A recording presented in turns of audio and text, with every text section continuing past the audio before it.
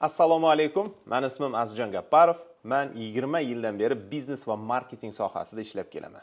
Meni asosiy ish faoliyatim hozirgi kunda boshqaruv konsalting. So'nggi 10 yildan beri 50 dan ortiq mahalliy kompaniyalar bilan hamkorlikda ularning bizneslarini rivojlanishida hissa qo'shib kelyapman. Bulardan Murad Buildings, Sak gilamlari, Ermak, Nestle, Pure Milky kabilardir. Marketing va biznesni boshqaruv ilmini nufuzli Angliya universitetlarida olganman. Hozirgi kunda Business Navigator Consulting kompaniyasining asoschisiman. Bu kompaniya boshqaruv konsalting bilan shug'ullanadi va mahalliy biznes egalariga ularning biznes muammolarini yechishda yordam beradi. Yana bir kompaniyada asoschiman. 605 nomli marketing kommunikatsion agentstvamiz bor. U agentstvamiz bozorda kreativ yechimlar bilan shug'ullanadi va hozirgi kunda O'zbekistonda eng ilg'or kompaniyalardan hisoblanadi. Uchinchi yo'nalishim bu sheriklarimiz bilan Alliance Business klubini ochganmiz. Ushbu klub hozirgi kunda O'zbekistondagi eng ilg'or tadbirkorlarni yig'uvchi eng katta klublardan biri hisoblanadi. Va to'rtinchi o'zim uchun qadrli va yaxshi ko'rgan yo'nalishim bu professional ta'lim yo'nalishi. Hozirgi kunda marketing orqali biznesni rivojlantirish nomli kurslarni tashkil qilganmiz va ushbu kursda shu kunga qadar 200 dan ortiq insonlar ta'lim olishdi va ta'lim olib kelishmoqda. Bugun sizlar bilan biznesni rivojlantirishdagi eng muhim mavzulardan biri haqida gaplashmoqchiman. Bu liderlik mavzusi. Boston Consulting Group kompaniyasining asoschisi Henderson degan olim bo'lgan va u 3 va 4 qoidasini o'ylab topgan. Ko'plab tadqiqotlariga ko'ra, bozorda, ochiq bozor bo'lsa, stabil rivojlanayotgan bozor bo'lsa, faqatgina 3 ta eng katta kompaniya omon qoladi. Va birinchi kompaniya 3-kompaniyaga nisbatan 4 barobar katta bo'ladi. Bu nima degani? Bu degani qolgan kompaniyalar 4-chi, 5-chi, 6-chi va hokazo kompaniyalar bular har doim Jim Collinsda ta'biri bilan aytganda qoldiqlar bilan oziqlanadi. Ya'ni ularga bozordagi ulush shunchalik kichkina bo'ladiki, ularning rivojlanishiga yetmaydi. Demak, siz yo lider bo'lasiz yoki bozordan chiqib ketasiz. Xo'sh, biz tushundikki, bozorda faqatgina liderlar qolar ekan. Ya'ni top 3 ta, balkim 4 ta, balkim 5 tadir, lekin eng kuchlilar tirik qoladi va rivojlanishda davom etadi. Qolgan kichkinalarda shans deyarli qolmaydi. Endi siz nima qilasiz? Sizning holatingiz qanday? Men nima qilgan bo'lardim? Birinchi o'rinda men o'zimni, ya'ni o'zingizni kompaniyangizni pozitsiyasini baholagan bo'lardim, tahlil qilgan bo'lardim. Hozirgi kunda men lidermanmi, yo'qmi? Meni bozordagi ulushim qancha? Va bu ulushim yildan yilga o'syaptimi, o'smayaptimi? Bozorda o'zi o'syaptimi, o'smayaptimi? Ya'ni buni tushunib olmaganimizcha biz o'zimizni pozitsiyamizni bahola olmaymiz. Faraz qilaylik, biz baholadik va aytayapmizki, biz lider emasmiz. Biz aytaylik, bir 7-chi, 8-chi o'rindamiz. Yaxshi. Endi biz mana shu 7-8-chi o'rindan top 3 talikka chiqa olamizmi, yo'qmi? Bizda resursimiz yetarlimi? Ya'ni pulimiz, kadrlarimiz, ilmimiz, o'zimizni kompetensiyalarimiz, mehrimiz, energiyamiz mana shu top 3 talikka borishga keyingi aytaylik 3, 4, 5 yilda yetarlimi, yo'qmi? Yo'q, umuman yetarli emas desangiz, demak biz boshqa potensiali yuqori va biz u yerda liderlikni egallashimiz mumkin bo'lgan bozorga urg'u qilganimiz afzalroq. Chunki hozirgi holatimizda davom etsak, biz baribir bozordan chiqib ketamiz. Endi keyingi savol keladi. Xo'sh, liderlik o'zi nima? Bu absolut bir tushunchami? Ya'ni biron bir bozorni absolut yetakchisi bo'lishingiz kerakmi yoki biron o'sha bozorni bir qismini yetakchisi bo'lsangiz ham yetadimi? Marketing tilida aytganda bu biron bir segmentni yetakchisi bo'lsak ham yetadimi, yo'qmi? Odatda agar siz kichkina o'yinchi bo'lsangiz, bunaqa holatlarda siz biron bir kichik segmentni liderlik strategiyasini tanlab olasiz. Ya'ni bu nisha strategiyasi deb ataladi.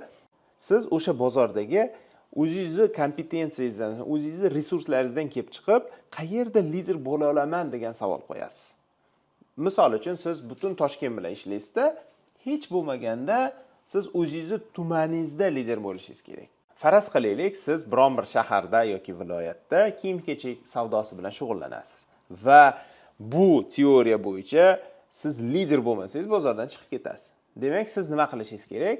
Siz hech bo'lmaganda o'zingizni shahringizda, o'zingizni tumaningizda liderga aylanishingiz kerak. Ya'ni o'zingizni tumaningizda hech bo'lmaganda top 3talikka kirmasangiz, siz bozordan chiqib ketasiz. Demak, liderlik bu nisbiy tushuncha. Qaysidir segment lider bo'lishingiz mumkin. Hozirgi misolimda siz geografiya nuqtai nazaridan o'zingizni tumaningiz yoki shahringizda hech bo'lmaganda liderlikni olasiz. Keyingi qadamingiz viloyatda, keyingi qadam respublikada liderlikka intilishga harakat qilasiz. Yoki siz o'sha kiyim-kechak bilan savdosi bilan shug'ullanasiz, o'sha viloyatda siz qaysidir muayyan yo'nalish bo'yicha lider bo'lishingiz mumkin. Misol uchun, faqatgina yosh bolalarga ortopedik oyoq kiyim sotish bo'yicha liderga aylanishingiz mumkin. Demak, liderlik nafaqat geografik nuqtai nazardan, balki qaysidir ehtiyoj nuqtai nazardan, qaysidir yo'nalish bo'yicha lider bo'lib olishingiz mumkin va sekin-asta mana shu liderlikni boshqa oyoq kiyim yo'nalishiga, keyinchalik kiyim-kechak yo'nalishiga tarqatishingiz mumkin. Eng yomon strategiya bu biron bir aniq yo'nalishni belgilamasdan, biron bir segmentda liderlikni qo'lga kiritmasdan har xil barcha absolyut segmentlarda lider bo'lishga intilish. Bu odatda rivojlanishga olib kelmaydi va bozordan chiqib ketishga olib keladi. Va aksar tadbirkorlar hozirgi kunda aynan shu unchalik samarali bo'lmagan strategiyani nimagadir tanlashadi. Eng samarali strategiyani qanday qilib tanlashimiz kerak? Kelajakda qanday qilib lider bo'lishimiz kerak? Mana shu aytgan gaplardan tashqari qanaqa strategiya va instrumentlar bor? Bozorni o'zi qanday tahlil qilish kerak? Tahlil qilish muhim ekan, lekin tahlil qilishni bilmayman. Segmentlarni tanlash kerak ekan, tanlashni bilmayman. Segmentlarni tahlil qilib, ularni baholab, qaysi biri jozibadorroq, qaysini potensiali ko'proqligini bilmayapman. Bunga marketing tadqiqotlari yordam beradi va u tadqiqotlarda ishlatiladigan har xil instrumentlar, strategiyalar mavjud.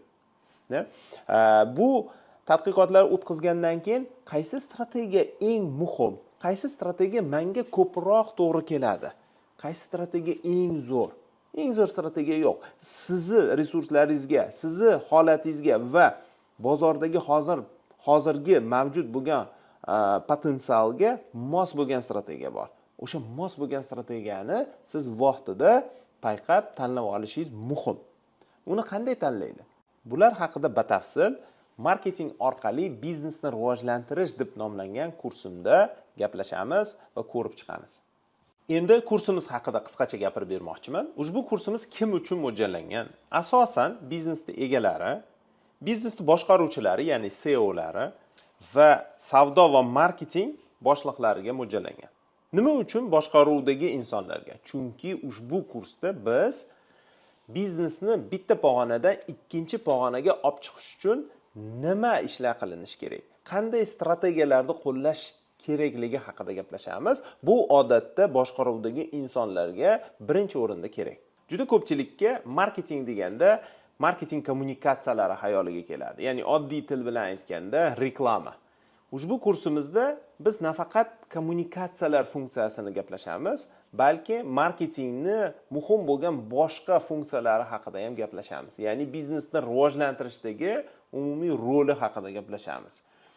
Va ushbu kursimizda biz bozorni qanday qilib tadqiqot qilish kerak va qanday qilib bozordagi potensialni aniqlash kerak. Ushbu potensialdan kelib chiqib, ya'ni bozordagi imkoniyatlardan kelib chiqib, biz qanday strategiya qo'llashimiz kerak degan savolga javob topasiz. Va ushbu strategiyalarni qanday qilib aniqlaymiz, qanday qilib tahlil qilishimiz kerak? Bizga eng to'g'ri keladigan strategiya nima degan savolga javob olasiz. U javobni turli xil marketing instrumentlari va strategiyalari orqali olasiz. Xo'sh, tanlab oldim strategiyani, yo'nalish vektorini bildim. Mana shu yo'nalish bo'yicha yurishim kerak ekan. Mahsulotimni qanday o'zgartiraman? Narx siyosatimni qanday to'g'rilayman? Va targ'ibot usullari qanaqa? Ya'ni qanaqa turdagi reklamalar ishlatishim kerak? Ishlatishim kerakmi, yo'qmi? Va umuman olganda savdoni oshirish uchun qanday marketing instrumentlari bor? Ularni qanday qilib qo'llayman? degan savollarga ham javob olasiz. Va oxir oqibat marketing bo'limini qanday qilib tashkil qilaman, korxonamda marketingni qanday qilib boshqarish kerak degan masalalarni ham ko'rib chiqamiz. Umuman olganda ushbu kursdan keyin odatda tadbirkorlar biznesida ancha o'zgarishlar sezilganligi, o'zini biznesini tushunish darajasi o'zgarganligi haqida bizga ma'lum qilishadi. Agarda videoni ushbu joyigacha ko'rgan bo'lsangiz, siz uchun maxsus taklifimiz bor. Bilimingizni oshirib, biznesingizni rivojlantirish uchun kursimizga hoziroq ro'yxatdan o'ting va 30% chegirmani qo'lga kiriting.